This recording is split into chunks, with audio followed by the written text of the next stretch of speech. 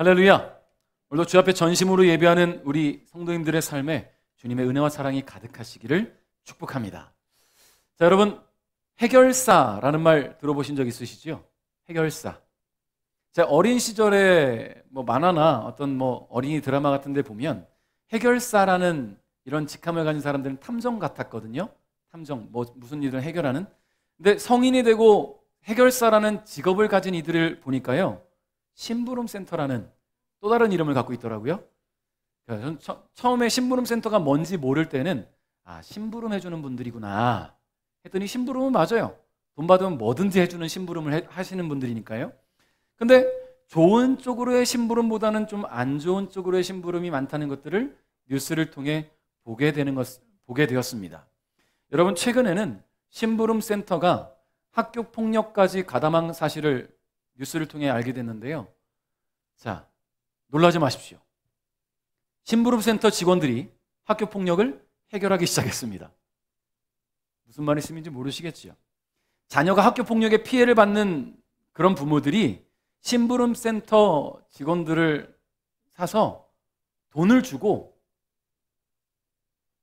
학교 폭력의 피해자가 된 우리 아이의 삼촌 행세를 해주는 거예요. 놀랍지 않습니까? 해결 방안이 이래요. 비용을 지불하면 무섭게 생긴 조폭 같은 심부름센터 직원들이 피해 학생이 괴롭힘 당하는 현장에 가서 가해 학생을 협박하는 거예요. 너 왜 우리 조카 건드려? 우리 조카 함부로 건드리면 너 죽어? 이렇게 협박을 한다는 거죠. 내가 얘 삼촌인데 한 번만 더 괴롭히면 내가 너네 집 가만 안 두겠어. 너 가만 안 두겠어. 협박을 한다는 거예요. 자, 그러니까 학교 폭력이 없어지기 시작합니다. 왜냐하면 일진들이 이 아이의 삼촌은 무서운 사람이야 라고 인지를 하게 되고 그 학교에 삽시간에 퍼지는 거예요. 그러니까 이 아이가 졸업할 때까지 누가 건드리지 않는 상황이 되는 겁니다.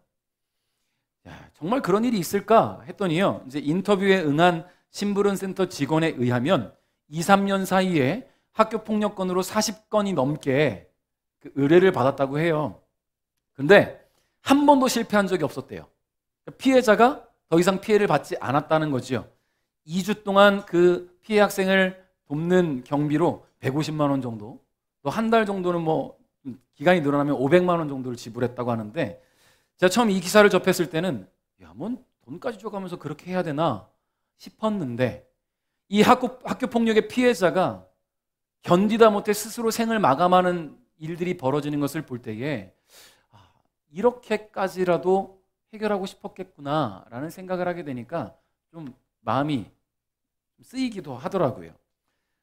그만큼 학교 폭력이라는 것은 피해자에게 너무나 큰 고통과 상처를 남겨주는 사건이기 때문이겠죠.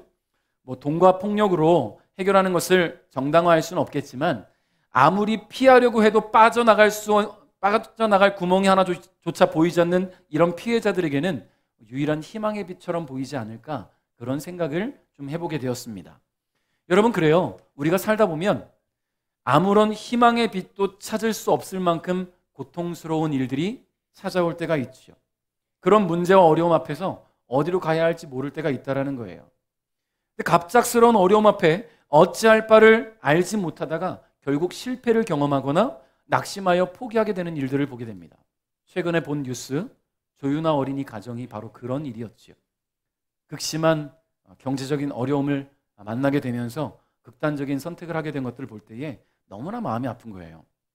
근데 여러분, 우리는 오늘 말씀을 나누면서 모든 길이 막혀 있는 것만 같은 상황 속에서도 결코 당신의 백성을 방치하지 않으시는 우리 하나님을 말씀을 통해 경험할 수 있기를 바랍니다. 성경 속에 계신 하나님이 아니라 현재 우리의 삶 속에서 동일하게 일하시는 하나님을 말씀을 통해 경험하는 시간 될 수 있기를 주님의 이름으로 축복합니다. 자, 여러분, 애굽을 탈출한 이스라엘은요, 전혀 예상하지 못했던 그런 상황에 직면하게 됩니다. 근데 이 예상하지 못했던 그 상황으로 몰아가신 분이 누군가 보니까요, 바로 하나님이에요. 하나님이 예상치 못한 상황으로 몰아가셨다라는 거예요. 여러분, 낮에는 구름 기둥으로 또 밤에는 불 기둥으로 이스라엘 백성들의 앞에서 인도하시면서 광야의 끝에 있는 에담이라는 지역까지 인도하시고 그것에 진을 치게 하신 하나님께서 오늘 갑자기 반대 방향으로 그들의 진로를 바꾸시는 거예요. 자, 지도를 한번 같이 볼 텐데요. 보이시려나 모르겠지만, 자, 여기 람셋이에요. 앞부분 잠깐 불을 꺼주시면, 람세스에서 여기 출발을 합니다. 숫곳을 지나서 에담까지 왔어요. 자, 에담에서 여기가 가나안이거든요. 이렇게 쭉 가면 가요. 금방 가는 거리라는 거예요. 원래 처음에 요 블레셋 쪽으로 이렇게 지나가면 빠른 길인데 싸움할까봐 이렇게 지나갈 수 있게 하시려고 했던 겁니다. 그런데 오늘 하나님께서 에담에서 다시 뒤로 돌아서 밑으로 내려가게 하셔서 이 믹돌과 비아히롯 요 사이에 진을 치게 하셨어요. 자, 이게 뭐가 문제냐면, 불 켜주세요. 비아히롯 앞에 뭐가 있어요? 바다가 있어요. 자, 바다를 등진 광야라는 거예요. 지금 이 에담에서 바로 출발하면 여리고 이 가나안 땅까지 금방 가는 길인데, 하나님께서 뒤로 돌아가서 밑으로 내려가게 하신 다음에 바다를 등지고 광야 앞에 서게 하셨어요. 여러분, 문제는 피할 곳이 없다라는 거예요. 문제를 만날 때. 이제 막 애굽을 탈출한 이스라엘을 이처럼 막다른 골목으로 인도하신 하나님은 그들이 가나안 땅을 향한 여정을 더 이상 한 발자국도 내딛지 못하게 하신 것처럼 느껴진다는 거예요. 궁지로 몰아넣으셨다라는 것처럼 느껴진다는 거지요. 여러분, 그럴 때 있잖아요. 왜 하나님은 나를 궁지로 몰아넣으셨지? 왜 빠져나갈 구멍조차 보이지 않게 나를 이렇게 고통 중에 두셨지? 하나님이 나를 왜 이렇게 힘들게 하시지? 라는 생각 해보신 적 있잖아요. 없으신 분? 한 분도 안 계시네요. 저도 마찬가지. 하나님 왜 나에게 피할 길을 안 주시고 이렇게 궁지로 몰아넣으시지? 왜 나를 이렇게까지 힘들게 하시지? 지금 이스라엘이 지금 그런 상황이 돼버렸어요.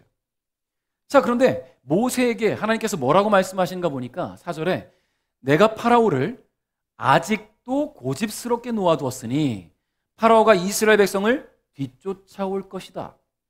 하지만 내가 그와 그의 군대를 물리칠 것이다. 이 일로 인해 나의 영광이 드러날 것이며 이집트 백성은 내가 여호와라는 사실을 알게 될 것이다 라고 말씀하십니다. 자, 하나님께서 10가지 재앙을 주심으로 말미암아 자존감이 바닥까지 떨어진 이 바로왕의 마음을 여전히 고집스럽게 놔두셨어요. 그래서 그로 하여금 이스라엘을 향한 그 분노를 가득 차게 하시고 분노의 추격전을 벌이게 하셨다는 겁니다. 여러분, 근데 물론 하나님께는 다 계획이 있으셨어요. 당연히 바로와 애굽 군대가 하나님의 능력을 넘어선다는 것은 말도 안 되지요. 뭐 있을 수 없는 일이고, 결국 하나님께서 그들을 물리치시고 하나님의 영광을 드러낼 것이다 라는 건데, 지금 현실만 보는, 눈앞에 보이는 현실만 보는 이스라엘 백성들에게는 그게 느껴지겠습니까? 여러분 어때요? 여러분이 궁지로 몰렸을 때, 빠져나갈 구멍이 보이지 않는 문제 앞에 놓였을 때 하나님이 이제 영광을 드러내시겠구나 라고 생각하는 사람이 몇이나 있겠습니까?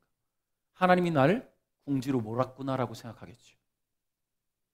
근데 이 문제는 이와 같은 상황에 처한 이스라엘 백성들의 마음이라는 거예요.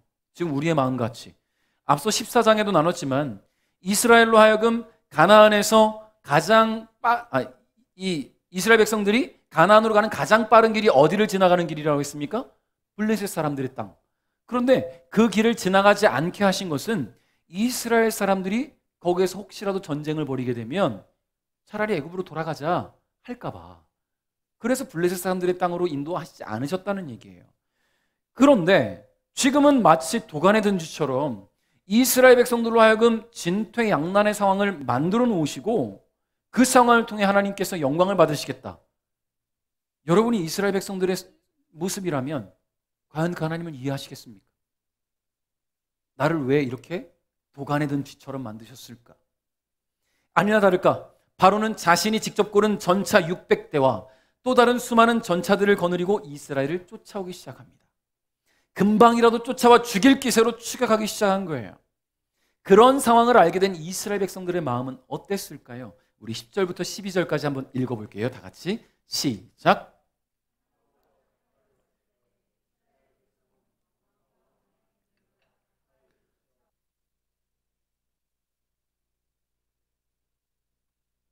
이스라엘 백성이 모세에게 말했습니다. 이집트에 무덤이 없어서 우리를 이 광야로 끌어내어 죽이려는 거요. 왜 우리를 이집트에서 데리고 나왔어? 우리가 이집트에 있을 때 우리는 여기에 남아서 이집트 사람들을 섬길 테니 우리를 내버려 두시오 라고 말하지 않았소. 이집트 사람들을 섬기는 것이 광야에서 죽는 것보다 우리에게는 낫소. 아멘. 여러분 어떻습니까? 이스라엘 백성들은 지금 두려워 떨기 시작해요. 가까스로 탈출한 애굽에서 바로와 애굽 군대가 자신들을 쫓아온다는 사실을 알게 된 순간 그들은 모세를 향한 분노와 원망을 쏟아내기 시작해요. 그래요. 분명 그들이 애굽에 있을 때 모세에게 자신들은 애굽에 남아서 그들을 섬길 테니까 그냥 내버려 두라고 말했었어요. 근데 그때가 언제인 줄 아십니까? 처음에 애굽의 땅에 모든 물이 피로 변했을 때, 애굽 왕이 마음을 바꾸지 않고 이스라엘 백성들에게 더 고된 노역을 주었을 때 이런 얘기를 했어요. 근데 그 다음부터 두 번째 재앙, 세 번째 재앙, 재앙이 늘어나면서 이스라엘 백성들은 하나님의 능력을 봤잖아요. 여러분, 하나님께서 명령하신 재앙이 하나하나 애굽에 내려질 때마다 그들의 기대감도 벅차 올랐을 거라는 겁니다. 하나님의 능력이 철저하게 이스라엘의 구원을 위함이라는 것을 깨닫기 시작했고, 드디어 오랜 속박으로부터 벗어나고자 하나님의 명령대로 유월절 어린 양을 잡았고요. 그 피를 집 문틀에 바르는 등 하나님의 명령에 따른 사람들이 누굽니까? 이스라엘이잖아요. 하나님은 분명히 그런 분이고 우리를 구원하실 분이라는 것을 믿고 그 모든 명령을 지켰잖아요. 근데 이제 와서 지금 궁지에 몰리니까 원망하는 거예요. 여러분 솔직히 애굽에 있을 때 그들이 내가 이렇게 사느니 차라리 죽는 게 낫겠다 이런 마음 안 갖겠어요? 근데 지금 차라리 죽느니 가서 그들을 섬기겠대요. 여러분 우리가 바로 그런 상황들 많이 만나잖아요. 극심한 고통, 재정적인 문제, 질병의 문제를 만났을 때 차라리 이런 고통이 있느니 죽는 게 낫겠다. 근데 진짜 죽을 것 같으면 죽는 것보단 사는 게 낫겠죠. 어려워도. 예전에 오징어 게임이라는 그 드라마가 대박을 쳤을 때 그 드라마의 내용에 그랬잖아요. 돈 준다니까 게임에 참여했어요. 근데 게임에서 사람이 죽어나가니까 이렇게 죽느니 차라리 사는 게 낫겠다. 돌려보내달라고 해요. 투표를 해요. 투표해서 다시 가정으로 돌려보내니까요. 차라리 다시 죽어도 게임하는 게 낫겠다. 왜 이렇게 왔다 갔다 합니까? 그게 우리의 마음이라는 거예요. 그게 오늘 이스라엘 백성들의 마음이라는 것이죠. 하나님께서 이스라엘을 궁지로 몰아넣으신 것은 그들의 하나님을 향한 신뢰와 믿음을 보기 위함이었어요.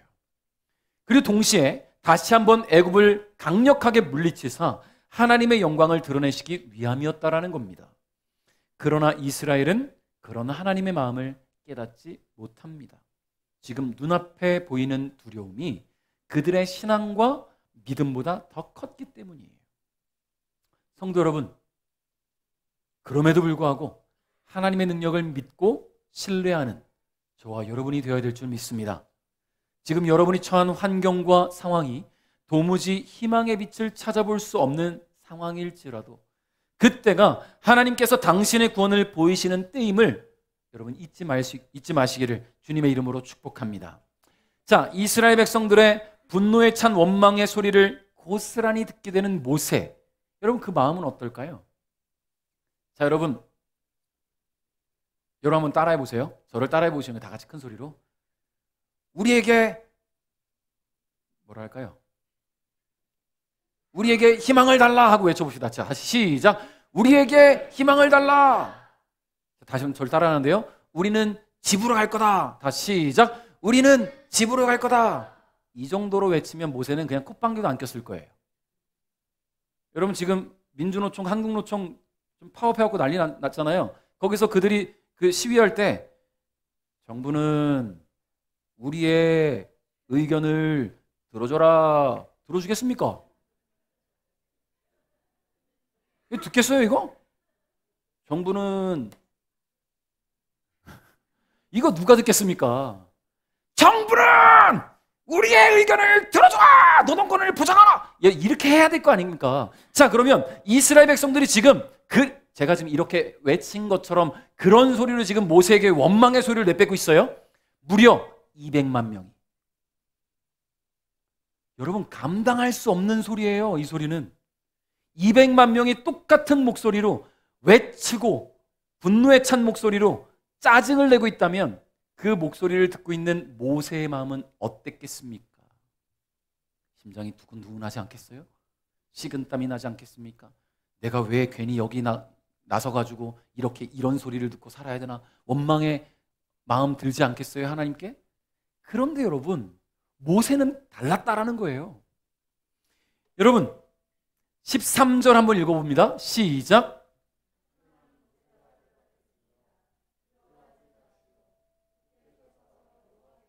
오늘 여러분에게 베푸실 구원을 보시오. 오늘이 지나면 이 이집트 사람들을 다시는 보지 않게 될 것이요. 아멘. 여러분, 모세는 하나님의 능력과 구원에 대한 전적인 신뢰가 있었어요. 지금 200만 명, 물론 다 소리 지르진 않았겠죠. 뭐 착한 사람도 있었겠죠. 그냥 성인 남성들 60만 명만 소리 질렀다고 해봅시다. 60만이면 원주 시민이 35만이니까 그것보다 거의 2배의 사람들이 시위를 하고 있는 거예요, 지금. 그런데 모세가 전혀 기죽지 않고 쫄지도 않고 담대하게 나서서 뭐라고 합니까? 두려워 마시오. 굳게 서서 여호와께서 오늘 여러분들에게 베푸실 구원을 보시오. 여러분, 하나님이 애굽에 행하신 10가지 재앙들 이스라엘 백성들 모두 경험한 거예요. 모세만 경험한 게 아니잖아요. 이스라엘 백성들도 경험한 사건이에요. 그들은 하나님을 전적으로 신뢰하지 못했어요. 동일하게 경험했지만, 그러나 모세는 여전히 하나님의 구원을 믿고 그분을 신뢰하고 있었다는 거예요. 모세는 자신이 신뢰하는 하나님을 이 이스라엘 백성 모두가 굳게 신뢰하기를 바라며 이렇게 선포한 것입니다. 모세의 말에는요, 강력한 믿음이 있었어요. 오늘이 지나면 이 이집트 사람들은 다시 보지 않을 겁니다. 여러분, 이런 확신은 어디서 오는 겁니까? 어떻게 이런 확신을 가질 수 있겠어요, 지금? 이것이 하나님이 행하신 능력을 경험한 자와 경험하지 못한 자의 차이라는 거예요. 여러분, 세계적인 베스트셀러 작가이자 대중연설가인 앤드류 매튜스라는 사람은 이런 말을 남겼습니다. 인간으로 누리는 가장 큰 복은 세계의 어떤 생명체보다 많은 경험을 누릴 수 있다는 것이다. 경험. 여러분, 그렇습니다. 우리는 많은 것들을 경험하며 살아가죠. 때론 실패를 경험하기도 하지만 실패를 통해 단련되고 성장하여서 성공으로 나가기도 합니다. 여러분, 그런데 우리에게 주어진 가장 큰 복은 뭐냐면 그 경험이 하나님을 경험하는 거예요. 할렐루야. 하나님의 능력을 경험하고 하나님의 임재를 경험하고 그분이 행하신 모든 일들을 경험할 때 우리는 그분을 신뢰할 수밖에 없고요. 신뢰를 바탕으로 담대하게 나갈 수 있다라는 이야기예요. 바로 모세처럼 말이죠. 14절 한번 읽어봅니다. 시작.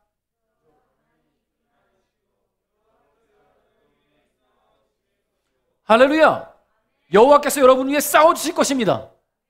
여러분, 이게 모세의 믿음이에요. 모세의 확신이에요. 여러분, 모세는 이스라엘 백성들에게 그저 가만히 있으라고 이야기하는데요, 이 말이 그냥 아무것도 하지 말고 멍 때리고 있으라는 얘기가 아니에요. 계속 불평하면서 두려워하지 말고 잠자코 이스라엘을 애굽으로부터 구원해내신 하나님이 행하시는 구원을 두 눈으로 목도해라. 두 눈으로 경험해라. 두 눈에 담아라. 그런 이야기예요. 여러분, 이스라엘 백성들이 해야 할 것은요, 아무것도 없어요. 그들은 그저 하나님이 어떻게 싸우시는지 보기만 하면 됩니다. 누가 이길 것인가 구경하는 구경꾼이 아니라 무조건 승리하시는 하나님의 승리의 증인이 되라는 이야기예요. 여러분, 하나님이 나를 위해 싸우실 때 여러분, 멀리 관찰자가 돼서 하나님이 이길까? 아니면 내 상황이 이길까? 나를 힘들게 하는 이 모든 어려움의 상황들이 이기게 될까? 여러분, 그런 염려할 필요 없어요. 하나님 지는 분이 아니에요. 지시는 싸움 안 해요. 여러분, 하나님은 지는 싸움 하시는 분이 아닙니다.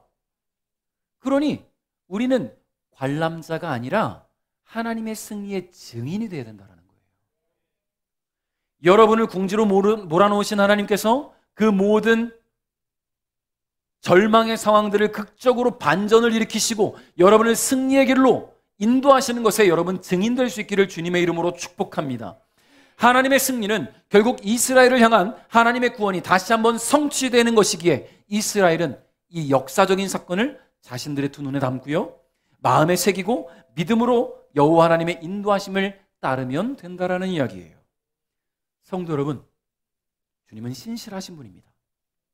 사람은 때로는 실망감을 안겨주고 좌절을 맛보게 하지만 하나님은 반드시 승리하여서 영광을 드러내시는 분이심을 여러분 잊지 않으시기를 바랍니다. 그리고 그 하나님이 바로 오늘 저와 여러분을 위해 싸우고 계시다는 것을 여러분 믿으시기 바라요. 자, 이제 하나님은 이스라엘 모두가 보는 앞에서 믿을 수 없는 일을 만들어내십니다. 물론 지금까지 이스라엘을 구원해내시기 위해 애굽에서 행하셨던 모든 일들이 믿을 수 없는 일들이에요.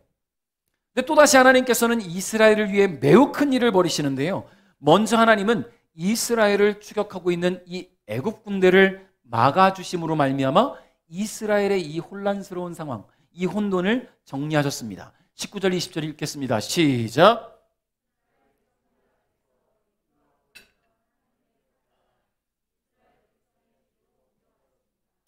그리고 구름 기둥도 이스라엘 백성의 앞에서 뒤로 옮겨갔습니다. 구름 기둥은 이집트 군대와 이스라엘 백성 사이에 섰습니다. 구름 기둥은 이집트 군대가 있는 쪽은 어둡게 만들고 이스라엘 백성이 있는 쪽은 환하게 만들었습니다. 그래서 밤새도록 이집트 군대는 이스라엘 백성을 따라잡지 못했습니다. 할렐루야! 여러분, 이게 하나님의 능력이에요.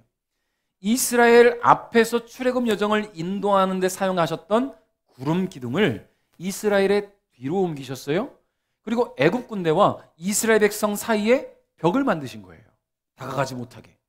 또한 애굽 군대가 있는 곳은 어둡게, 이스라엘 백성들이 있는 곳은 빛을 비추셔서 이스라엘 백성들은 나아가되 애굽 백성들, 애굽 군대는 뒤따라가지 못하게 만드셨다라는 거예요. 여러분, 이것만으로도 하나님께서 이스라엘을 위해 얼마나 열일하고 계신지 알 수 있잖아요.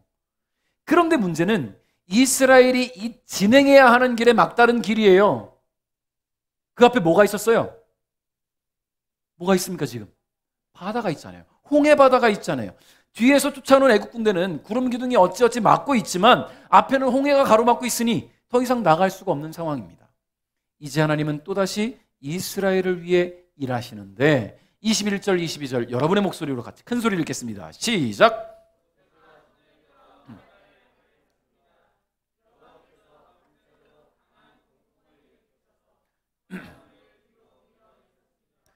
그리하여 바다를 마른 땅으로 바꾸어 놓으셨습니다. 바다가 둘로 갈라지고 마른 땅이 되었습니다. 이스라엘 백성은 마른 땅을 밟고 바다를 건넜습니다. 양쪽에는 바닷물이 벽을 이루고 있었습니다. 할렐루야. 여러분, 바다가 갈라져서 마른 길로 걸어보신 분 한 분도 안 계세요? 근데 우린 경험해 볼 수 있어요. 제주도 가면 김영 바닷길이라는 데가 있어요. 이게 밀물이 되면 이게 다 잠겼다가 썰물이 되면 길이 나온대요, 이렇게. 그런데 서해안 지방의 남해 지방의 섬들에는 이런 길이 종종 나타난다는 거지요. 제부동과 거기도 이렇게 길이 나타나요. 차로 들어갈 수 있는데 밤이 되면 차가 못 다녀요, 바다 때문에. 자, 하나님이 이렇게 만드셨을까요? 아니에요. 보세요. 하나님은 거대한 홍해를 완벽하게 갈라버리셨습니다. 어떻게? 이렇게. 한 번 더. 이렇게. 요 가운데로 지나갈 수 있도록 거대한 벽을 만들어 셨다는 거예요. 썰물이 아니에요. 그냥 거대한 바다를 반으로 갈라놓으셨어요. 그리고는 그 가운데 길로 이스라엘 백성들이 마른 땅을 걸어가게 만드셨습니다. 여러분, 더군다나 이스라엘 백성들이 이 홍해를 건너갈 때 지루하고 심심할까봐 천연 아쿠아리움까지 만드셨어요. 얼마나 아름답습니까? 우린 돈 주고 가야 아쿠아리움 볼 수 있는데 하나님은 이스라엘 백성들에게 이 아름다운 자연의 아쿠아리움을 보게 하셨어요. 아쿠라가 아니라 아쿠아리움. 제가 어렸을 때 정말 가보고 싶었던 데가 있었거든요. 63빌딩 수족관. 한 번도 못 가봤어요. 그 수족관 한 번도 못 가보다가 성인이 되어서 저기 제주도 노예할 때 갔다가 제주도의 아쿠아리움을 한번 가봤어요. 멋있더라고요. 여러분, 그렇게 사람이 만들어 놓은 것만 봐도 멋있는데 이렇게 웅장한 것을 보면 여러분, 하나님의 그 능력이 막 믿어지지 않겠습니까? 믿어지지 않겠어요? 않겠습니까? 여러분, 하나님은 이런 분이에요. 우리가 생각하는 얄팍한 상식으로 하나님을 생각하려 하지 마십시오. 에이, 뭐 썰물돼서 바다 갈라졌겠지. 아니에요. 하나님은 벽을 만드셨어요. 이 물속에 지나가는 물고기들까지 볼 수 있게 만드셨다는 거예요. 이스라엘이 바다를 걸어서 건너갈 때에 뒤늦게 애국 군대가 쫓아오기 시작합니다.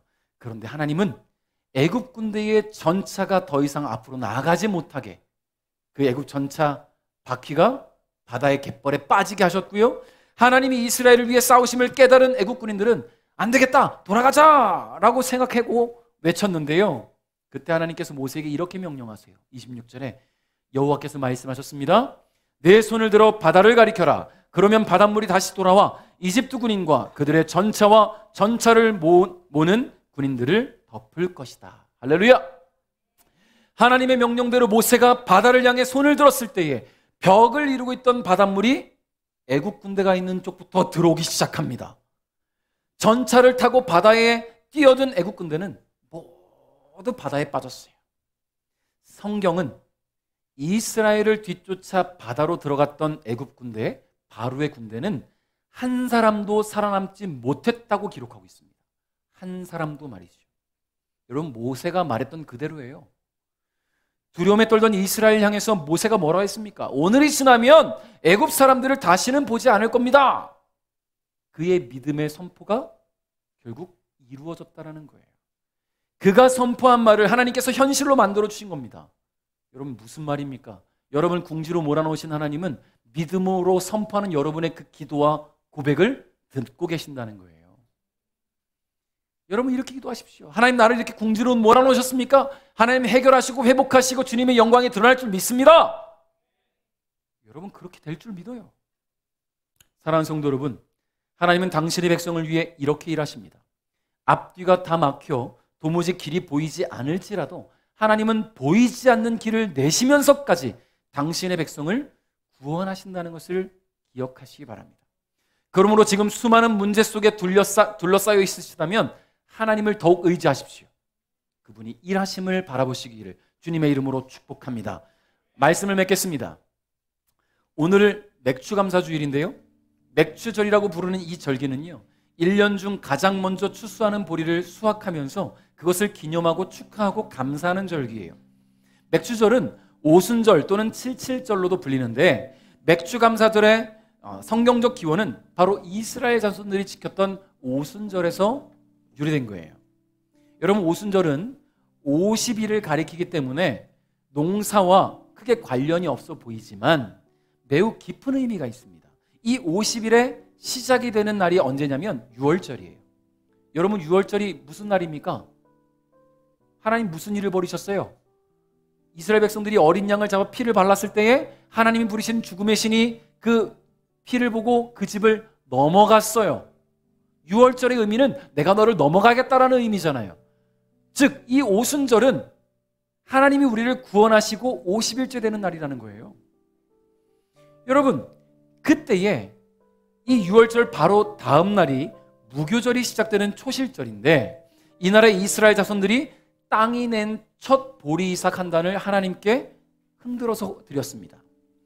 여러분, 지금 이스라엘 백성들은 광야를 걸어가고 있잖아요. 광야에서 농사 지을 수 없어요. 이들이 훗날 가나안에 정착하게 되었을 때 그들이 첫 수확을 하나님께 드렸다라는 거예요. 그 시작은 구원하신 하나님의 은혜, 6월절부터 시작되는 것이고요. 여러분, 그러므로 감사하는 날이에요. 해방된 것에 대해, 구원받은 것에 대해, 정착하게 된 것에 대해, 정착해서 수확물을 얻게 된 것에 대해 감사하는 날이에요. 여러분, 오늘 이스라엘을 위해 싸우신 하나님의 구원을 보셨다면 그분이 오늘도 저와 여러분을 위해 싸우시고 계심을 믿으시기 바랍니다. 그리고 그분의 싸우심이, 그분의 일하심이 바로 나에게 향하고 있음을 믿으시길 바라요. 그리고 감사함을 멈추지 마십시오. 여러분, 감사의 제목을 찾으려고 하지 마세요. 가끔 그런 생각하잖아요. 하나님, 내게 감사의 제목을 주세요. 아니, 찾을 게 없어요. 왜냐하면 우리의 삶 자체가 감사니까. 호흡하고 살아가는 게 감사 아닙니까? 바라볼 수 있는 게 감사 아닙니까? 함께하는 가족들이 있고 공동체가 있으면 감사 아닙니까? 우리가 살아가는 매 순간이 감사인데 왜 맨날 감사의 제목을 달라고 기도하십니까? 매 순간을 감사해야 되는 저와 여러분에게 그래도 반년 동안 지키시고 보호하신 은혜 감사하면서 오늘 맥주절을 지키는 거예요. 여러분 이 감사를 잊지 않으시기를 주님의 이름으로 축복합니다. 매 순간 감사할 때마다 그렇게 감사한 우리가 될 때에 주님은 우리를 위한 구원의 사역을 멈추지 않으실 거예요. 여러분 저는 주중에 굉장히 감사한 일을 또 만났어요. 물론 맨날 감사하지만 수요 찬양 묵상회 때 갑자기 띵동 하고 카톡이 울린 거예요. 누군가가 카톡을 보냈는데 이제 찬양하다가 보이니까 이제 메시지가 뜨잖아요. 지난 주일에 다리가 아파서 교회를 가지 못해서 우리 교회 유튜브에 참여했대요. 너무 은혜를 받아서 지난주에 청년부 수련회 광고를 했잖아요. 청년부 수련회 때 은혜롭게 좀 사용되길 바란다면서 후원금으로 5만 원을 보내왔어요. 누군지 몰라요. 그래서 끝나고 연락을 했습니다. 근데 누군지 아는 사람이었어요. 중국 선교사님 사모님이었는데 중국에서 지금 사역을 할 수 없어서 한국에 들어와 계신데 그분이 지난주에 예배를 드리고 청년들에게 이 믿음의 청년들이 세워지길 바란다면서 후원금을 보내주신 거예요. 여러분 너무 감사한 일 아닙니까? 우리 교인도 아닌데 더군다나 선교사님과 사모님 얼마나 어려운 삶을 사시는지 아는데 너무 감사한 거예요. 여러분 하나님은 우리를 위한 일들을 이렇게 멈추지 않으십니다. 불현듯 누군가를 통해서 일하시기도 하시고 내 가정을 통해 일하시기도 하시고 앞에 선 목회자를 통해서 때로는 옆에 있는 공동체를 통해서 그런 일들을 일으키시는 분임을 믿으시길 바랍니다. 그래서 주어지는 하루하루를 구원의 주님 앞에 감사하며 살아가는 우리 베델 가족 여러분 될 수 있기를 주님의 이름으로 축복합니다.